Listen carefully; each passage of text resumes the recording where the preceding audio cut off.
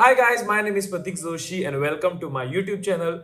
Today we are going to be understanding what are the changes that have happened to the GMAT in 2024. So without wasting much time, let's get started. First is a very clear understanding that in between 2023 there was a difference of GMAT Focus Edition and the normal GMAT. But going forward in 2024, from 1st February 2024, only the GMAT Focus Edition will be there for the aspirants to answer. The old GMAT is no longer in existence. So whatever it is, please plan your studies based on the GMAT Focus Edition, as well as whatever insights I'm going to be sharing in this video is applicable to the same thing. If you want more information regarding the GMAT Focus Edition, then click on this video. The link of this video is in the description as well as in the I button above. To start off with, the first thing that is to speak about the GMAT in 2024, or basically the GMAT Focus Edition in 2024 with the registration process. How has it changed? First of all, it has not changed at all. All your insights on how to create an account on the MBA.com website or to answer GMAT, you can refer to this video. The details of this video are in the description as well as in the I button. And follow the same procedure and you will be able to create your account on MBA.com. Using this account, you can answer your GMAT Focus Edition exam. Now, with respect to the registration, how do you register? What are the details? Payments, all of that is spoken about in this video. So refer to this video. The link of this video is in the description as well as in the I button. But overall, the process for registration for the GMAT Focus Edition has not changed. It has been the same since last 3 to 4 years on how you can register for the GMAT or the GMAT Focus Edition. And luckily that has not changed. Speaking about GMAT sections in 2024 and their flexibility, so basically from 4 sections now we move on to just 3 sections. First one being quantitative reasoning, second one verbal reasoning, third one data insights. In the quantitative reasoning, basically you will be questioned on your problem solving skills and only your problem solving skills. You will have a total of 21 questions. Speaking about the verbal reasoning, you will be asked questions on reading comprehension and critical reasoning only. There is no sentence correction and the total questions in this particular section will be around 23. Speaking about the data insights section, you will have your questions comprising of integrated reasoning section, which was there earlier, and the data sufficiency questions, which were earlier there in the quant section. A total of 20 questions are going to be asked in data insights, so you better hope that you are ready for them. Speaking about what happened to the AWA section or the essay section, so the essay section is no more there. You have sentence correction not being included in the GMAT Focus Edition as well. The time for each section has been restricted to 45 minutes each. And the best part about this entire thing is that you are free to choose whichever section you want to answer first. So it's no more that you get to select a particular way. You can choose any of the sections at any point of time and go ahead and answer your exam. Speaking about the GMAT score report, so now here again, there was a lot of confusion in the past year, but now things have been smoothened out quite a bit.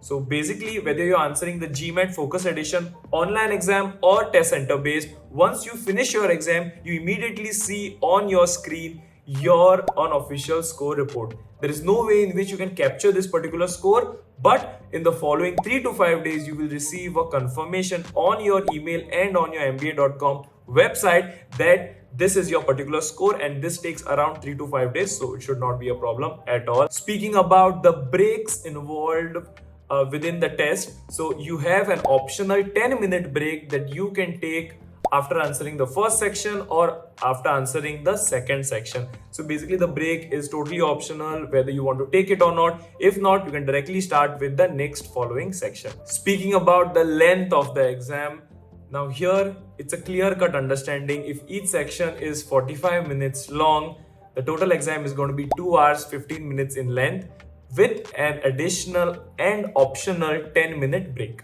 Speaking about the validity of the GMAT Focus Edition, basically is 5 years.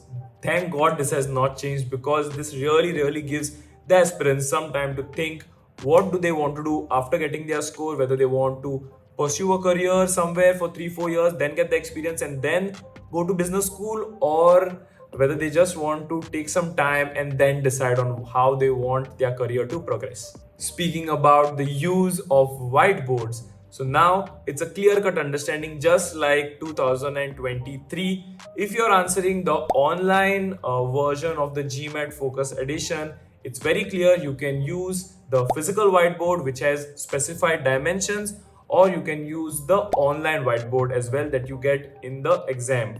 Speaking about the test center based GMAT Focus Edition, you will be provided with some sheets and a marker where you can do your rough work. No physical or online whiteboard is provided for your test center based GMAT Focus Edition. Speaking about Aadhar card being used for registration purposes, so yes, Aadhar card registration is still valid, but only and only for online version of the GMAT Focus Edition. Speaking about unlimited score sendings, at one point of time there was unlimited score sending, but in 2024 you no longer have that. Once you answer your exam, after 3 to 5 days when you receive your score, you will have 48-hour window to decide which 5 B schools you want to send your score to. If you want to send it to any other B schools apart from these 5 schools, you will be charged an additional fee. This fee keeps on changing every year or in every 6 months. So please be careful and read through the document of how these fees are changing so that you are aware whenever you apply for an additional school, you will have to pay that much amount of money. Speaking about the GMAT Re-Test. So let's say I answer my exam today.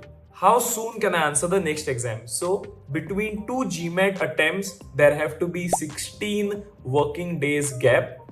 Speaking about how many times I can answer the GMAT exam in a year, so that will be around 5 attempts in 1 calendar year of 12 months and total of 8 times in your entire lifetime.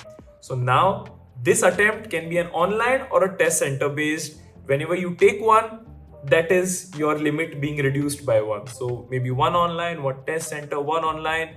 Total 3 attempts are already done. So that is how you have to really plan on how you want to answer the GMAT Re-Test as well. Speaking about the cost of the exam, the cost of the exam has remained the same just like 2023. It is come up to $275. Now I know that the normal GMAT was $250, but the GMAT Focus Edition gives you some advantages, like some sections have been removed, questions have been shortened up, the time has been shortened up. So that is why for that facility, MBA.com or GMAT, the association that takes care of the GMAT exam, has charged an additional $25. So $275 is the cost of GMAT in 2024. And the last segment, which is the most fun segment, that is new features. So now in new features, the first thing is review and edit. So basically, when you answer a particular section, you can obviously flag some questions which you have doubts in. So when you answer that entire section and put a response, go forward, put a response, go forward, at the end of the section, you get 3 chances in each section to change your answer. So you can change your answer only 3 times in each section, but you can flag as many as questions as you want because flagging is not a problem, but then changing the answer is limited to only 3 tries in each section. Also, speaking about the scoring pattern, the scoring usually goes from 200 to 800, wherein the score was only given for verbal and quant and integrated reasoning, and the essay questions used to have a separate kind of like an indicator or a scoring sheet. But now in GMAT Focus Edition, all 3 sections will have one score, which is going to be between a scoring range of 205 to 805. So currently there are a lot of talks with respect to how the scoring is done, but rest assured that your entire GMAT performance, including the data insights, including quant, including verbal, all of it will have just one unified score. So that is it for this video, guys. I hope I was able to help you out with respect to your planning for the GMAT. If you have any questions, don't forget to mention them in the comment section below. I'll be seeing you for the next video. So until then, be happy, stay safe, and all the best for your prep.